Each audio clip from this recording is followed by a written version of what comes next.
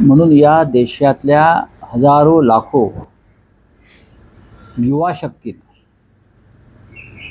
महात्मा गांधी, पंडित जवाहरलाल नेहरू, सरदार पटेल, मौलाना अब्दुल कलाम आझाद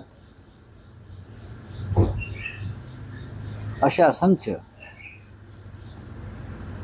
सेनापतींच्या नेतृत्वाखाली ब्रिटिशांच्या विरुद्ध संघर्ष केला, बलिदान दिलं, तुरुंगवास भोगला आणि तेव्हा कुठे स्वातंत्र्य आपल्याला प्राप्त झालं आणि नरेंद्र मोदींना देशाची पंतप्रधान म्हणून लाल किल्ल्यावरून भाषण करण्याची संधी मिळाली.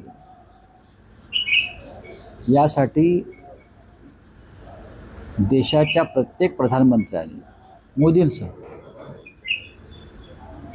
गांधी, नेहरू, सरदार पटेल, मौलाना अब्दुल कलाम आझाद, विनोबाजी भावे, अच्युतराव पटवर्धन असे असंख्य जे क्रांतिकारक आणि स्वातंत्र्याचे सेनापती झाले त्यांच्याविषयी कृतज्ञता भाव ठेवायला हवा. सध्याचे प्रधानमंत्री हा किती कृतज्ञता भाव ठेवतात किंवा त्यांच्या पक्षाचे लोक, त्याच्याविषयी मी साशंक आहे. मोदींचं भाषण मी ऐकलं नाही, पण आपण म्हणतात त्यांनी युवा शक्तीविषयी काही मत व्यक्त केलं. या देशाची जडणघडण आणि या देशाला मोकळा श्वास घेण्याची संधी प्रत्येक वेळेला युवा शक्तीनंच दिलेली आहे. भगतसिंगासारखे तरुण युवा हे फासावर गेले आणि आतासुद्धा जंतर मंतरवर जे आंदोलन झालं ते देशाच्या भोवती, स्वातंत्र्याच्या भोवती जो गळफास बसलेला आहे तो दूर करण्यासाठी झाला आणि मोकळा श्वास व्हावा या देशाचा म्हणून झालं. त्याच्यामुळे युवा शक्तीनं या सरकारला गदागदा हलवलं आहे आणि म्हणून देशाच्या प्रधानमंत्र्यांनी युवा शक्तीचे आभार मानले आहेत. त्याबद्दल मी त्यांचे आभार मानतो. हा देश कायम युवा शक्तीच्या माध्यमातूनच पुढे गेला. त्याच्यामुळे ज्यांचं वय 75 वर्ष आहे त्यांनी सत्ता त्याग करून युवा शक्तीच्या हाती सत्ता दिली पाहिजे. हीच आपल्या देशाच्या स्वातंत्र्याला खरी मानवंदना राहील. त्यांच्या भाषणात आणखी एक महत्त्वाचा उल्लेख आहे की जागतिक संकटाच्या काळात जसे की कोरोना महामारी किंवा पश्चिम आशियातील संकट, अशी अनेक संकट होती. या काळात विरोधकांनी देशात भीती आणि गोंधळाचं वातावरण निर्माण केलं. हे मोदी खोटं बोलतात लाल किल्ल्यावरून. किमान स्वातंत्र्य दिनी तरी खोटं बोलू नये. आज देशाचा स्वातंत्र्य दिन आहे. हजारो लाखो तरुणांनी त्यांचा पवित्र आत्मा या देशासाठी बलिदान त्यांनी केलेलं आहे.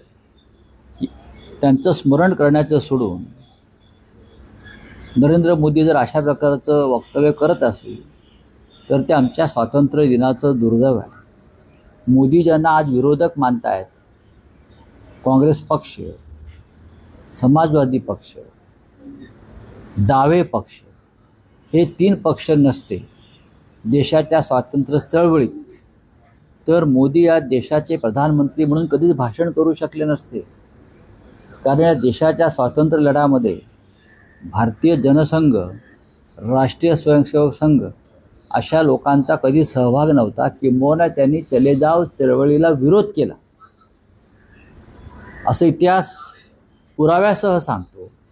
त्याच्यामुळे जर मोदींचा आरोप काँग्रेस पक्षावर असेल तर ते स्वातंत्र्य लढ्याशी बेईमानी करत आहे. हे दुर्दैवानं आजच्या दिवशी म्हणावं लागतं आहे. या देशाच्या आमचे काँग्रेसशी 100 मतभेद असू शकतात, पण देशाच्या स्वातंत्र्य लढ्यातील काँग्रेसचं योगदान हे कोणालाही हिरावून घेता येणार नाही.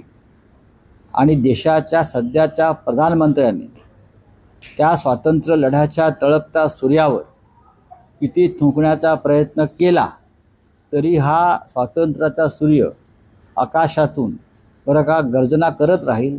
हो, या देशाच्या स्वातंत्र्य लढ्यामध्ये कम्युनिस्ट, काँग्रेस आणि समाजवादी चळवळीतले लोक हे मोठ्या प्रमाणामध्ये नाही ते 100% होते आणि भारतीय जनसंघ राष्ट्रीय स्वयंसेवक संघ त्याच्यामध्ये उपस्थित नव्हता.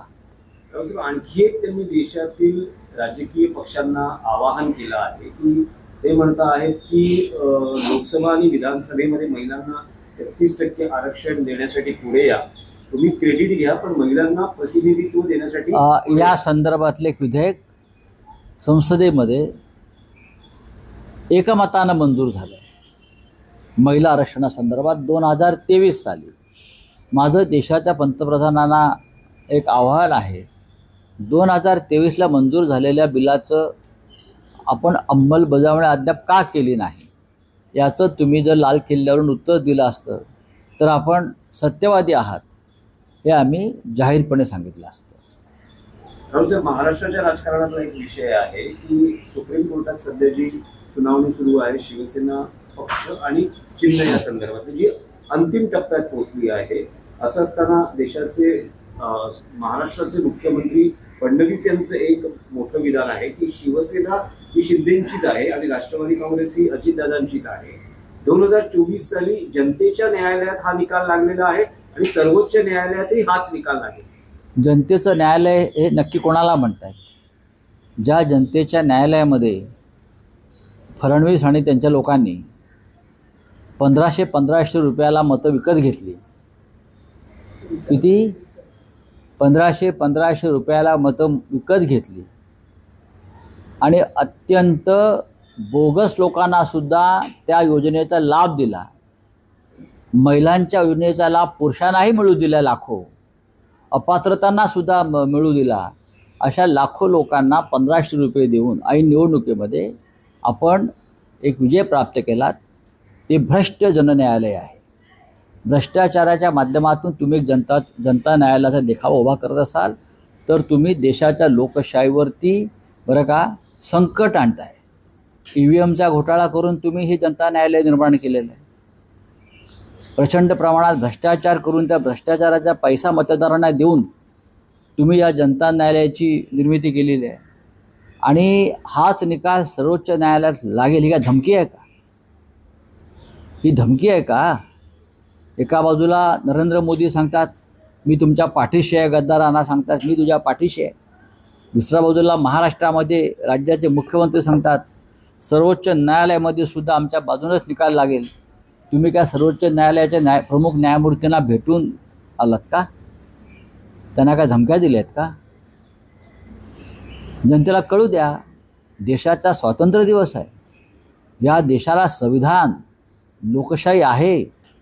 या देशामधल्या संविधानिक संस्था या पंडित नेहरूंच्या काळापासून निष्पक्षपातीपणे काम करत होत्या. निवडणूक आयोगासारख्या आणि सर्वोच्च न्यायालयासारखा तुम्ही त्यांना भ्रष्ट करण्याचा आणि त्यांना दबावाखाली आणून निकाल देण्याचा प्रयत्न करत असाल तर या देशातली जनता ते सहन करणार नाही.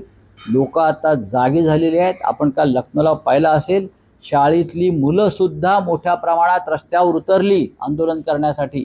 देवेंद्र फडणवीस, कृपा करून आपल्यावर म्हणजे तुमच्यावर संकट ओढवून घेऊ नका. बाकी जे काय इतर टोळ्या आहेत त्यांचं काय करायचं ते आम्ही बघू. फुटीर टोळ्या, तुम्ही त्यात पडू नका. हे तुमचं काम नाही. उगाच ओढून ताणून काही वेगळ्या गोष्टी करण्याचा प्रयत्न कराल तर ताणेपर्यंत तुटू नका, धमक्या देऊ नका. न्यायालयाला त्यांचं काम करू द्या. तुम्ही जी धमकी दिलेली आहे न्यायालयासंदर्भात की सर्वोच्च न्यायालयात हाच निकाल लागेल, हे आम्ही सर्वोच्च न्यायालयाच्या रेकॉर्डवरती आणणार आहोत. मुख्यमंत्री देवेंद्र फडणवीस यांच्या उपस्थितीत मंत्रालयात ध्वजारोहण झालं. चांगली गोष्ट आहे. नार्वेकर उपस्थित होते. हो द्या ना. त्यांची जवळीक वाढल्याचं मग ठीक आहे ना. जवळीक वाढणं म्हणजे काय असतं?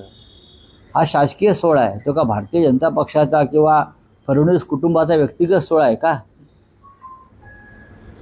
कोणाचा सोहळा आहे? देशाच्या स्वातंत्र्य दिनाला अलीकडच्या काळामध्ये खाजगी स्वरूप आलं आहे. मग लाल किल्ल्यावरचा असेल किंवा महाराष्ट्रातला असेल, राज्यातला असेल. भारतीय जनता पक्षाला असं वाटतं आहे की देशाला स्वातंत्र्य 2014 साली मिळालं मोदी प्रधानमंत्री झाल्यावर. मग त्यांनी त्या दिवशी स्वातंत्र्य दिन सोहळा साजरा केला पाहिजे. ही जी तारीख आहे मोदींनी शपथ घेण्याची, तुम्ही शोधा, मी विसरलो. मग त्यांनी जरा वाटत असेल की स्वातंत्र्य दिन हा खाजगी मालमत्ता आहे आमची, मी मला गंमतच वाटते. ज्यांचा स्वातंत्र्य लढ्यामध्ये 1% सहभाग नाही किंवा ज्यांनी देशाच्या स्वातंत्र्याला विरोध केला आणि ज्यांनी ब्रिटिशांना मदत केली, ते स्वातंत्र्य दिनावरती भाषणं देत आहेत लाल किल्ल्यावरून, मंत्रालयातून. हे या जगातलं 8वं आश्चर्य आहे. जगात असं कधी घडलं नव्हतं. म्हणजे आणखी एक विषय होता की माजी मुख्यमंत्री पृथ्वीराज चव्हाणांनी अमित शहांवर खूप कठोर टीका केली आहे. ते असं म्हणतात की लायक नसलेले गृहमंत्री असा त्यांचा उल्लेख करताना अमित शहा अधिवेशनाच्या काळात संसदेतच आले नाही, सभागृहाला सामोरं जायला हवं होतं, तुम्ही घाबरता, हेच यातून सिद्ध झालेलं आहे. बघा, पृथ्वीराज चव्हाण काय चुकीचं बोलले? आम्ही तेच सांगतो, माणसाला महत्त्वाकांक्षा असायला हरकत नाही, पण महत्त्वाकांक्षेबरोबर लायकीसुद्धा असायला पाहिजे, असं मी नेहमी म्हणतो. लायकी नसेल आणि महत्त्वाकांक्षा असेल आणि पदावर असेल तर त्या पदावर बसलेली व्यक्ती देशाचं, लोकशाहीचं आणि स्वातंत्र्याचं नुकसान करते आणि जनतेचं नुकसान करते. त्या पद्धतीनं आज अमित शहा हे नुकसान करतायत देशाचं. त्यांनी मोदींना अशी मागणी केली आहे की मला देशाचा उपपंतप्रधान करा, आणि मोदींनी ती मागणी सध्या फेटाळलेली आहे, एवढंच मी सांगू शकतो. देशाच्या गृहमंत्र्याला कोणी सभागृहात येण्यापासून अडवलं नव्हतं. विरोधक येऊ देत नाही म्हणजे काय? मग तुम्ही राजीनामा द्या. विरोधक तुमच्याकडून काही प्रश्नांची उत्तरं मागतायत, जे प्रश्न देशातल्या कायदा आणि सुव्यवस्थेशी संदर्भात आहेत, तरुणांवर झालेल्या गोळीबाराच्या संदर्भात आहेत. तुम्ही पळून कशा करता जाताय? देशाच्या गृहमंत्री जर पळपुटा असेल तर मग पुलवामा आणि पेलगावसारखे अतिरेक्यांचे हल्ले होतात. आम्हाला भीती वाटते. शाळांच्या दिशेने आता सीजेपीची मोहीम चाललेली आहे. देशभरातील शाळा, अत्यंत बरोबर आहे. देशभरातील शाळांची परिस्थितीवरती जर या तरुणांच्या संघटनेनं काही काम सुरू केलं असेल तर ते अत्यंत योग्य आहे. कारण ज्यांच्या हातामध्ये शिक्षण व्यवस्था आहे देशाची, जे सरकार आहे, त्या सगळ्यांची मुलं परदेशात शिकत आहेत. त्यांना इकडल्या शाळांशी काहीही घेणं देणं नाही. या सगळ्यांची मुलं युरोप, अमेरिकेत शिकत आहेत, सिंगापूरला शिकत आहेत. हे लक्षात घ्या. चला, धन्यवाद. आप बोलिए. पहले तो बोला था 5 साल में करूँगा 2014 के बाद, अब 2046 तक बात बढ़ गई. जब 2014 में आए थे तो 5 साल का वादा किया था, अच्छे दिनों का. फिर सरकार में आए तो वापस आगे वाले 5 साल का किया. फिर आए तो वापस करेंगे. 1 करोड़ नौकरी देने वाले हैं. 1 लाख लोगों को नौकरी अपने दी क्या अब तक 12 साल में? 2047 किसने देखा है भाई? आप भी नहीं देख पाओगे. आप 2029 नहीं देख पाओगे. प्रधानमंत्री जी और अमित शाह जी 2029 नहीं देख पाओगे. तो आप जनता को 2047 का झांसा दे रहे हो और लाल किले से झूठ बोल रहे हो, वो भी तिरंगा के नीचे. उनको कभी तिरंगा के प्रति ना प्यार रहा ना सम्मान रहा, इसलिए तिरंगा के नीचे खड़े होकर झूठ बोल रहे हैं देश के प्रधानमंत्री. सर, उन्होंने कही बात और कही है कि किसान भी है, फिर अपने स्टूडेंट्स हैं, फिर अपनी हाँ, तो गोली चलाओ स्टूडेंट्स के ऊपर. चलाया ना गोली आपने? स्टूडेंट्स के ऊपर गोली चलाई, किसानों के ऊपर गोली चलाई. अब बच्चे आए हैं लखनऊ में सड़क पर, उनके ऊपर गोली चलाएंगे ये लोग. ये देश का स्वातंत्र्य नहीं है, ये देश का संविधान उसके मान्यता नहीं देता. फिर भी ये लोग 12 साल से संविधान की धज्जियां उड़ा रहे हैं. ठीक है, थैंक यू.